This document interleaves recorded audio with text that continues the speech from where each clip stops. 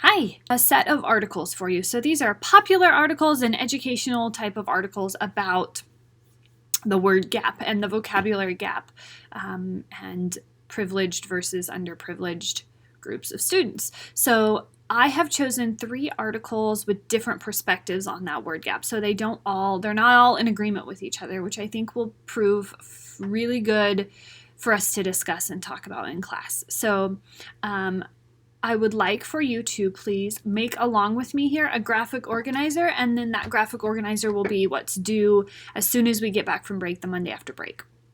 So you will need a blank piece of paper. Unlined is cool, but if notebook paper is all you have, that's okay too. And make it look like this. So first we're going to have a smallish, thought bubble in the middle, and that will be where you put your perspective. So you don't put that yet. You won't fill that in until you've read all the articles. And then around the thought bubble, we need a space for 3 sets of notes. So you're going to take notes on each of the 3 articles. So you might want to make sort of like boxes or like a little spoke thing to make room for 3. So what would this even be, like this? That's 3. 1, 2, 3, right? So we call it Article 1, Article 2, and Article 3, okay? So anything like that, as long as you have sort of equal amounts of room for each article. And then you'll just jot some notes. So as you're reading Article 1, bullet point notes are great.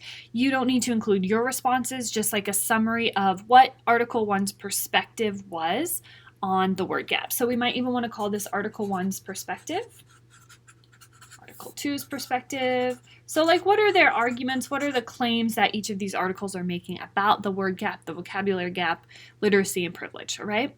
After you have read each of the 3 and taken your notes on each of the 3, you're going to put your perspective here. Just a few sentences to sum up what you think about the issue after having read all 3 of the articles.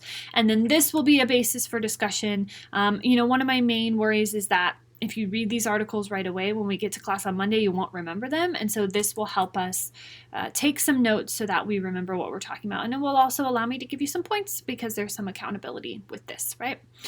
So each of the articles is not too long. It's pretty short, but really important stuff for educators. Some of it's about elementary kids, but I think you will see the connection to how this relates specifically to your work as an English education person.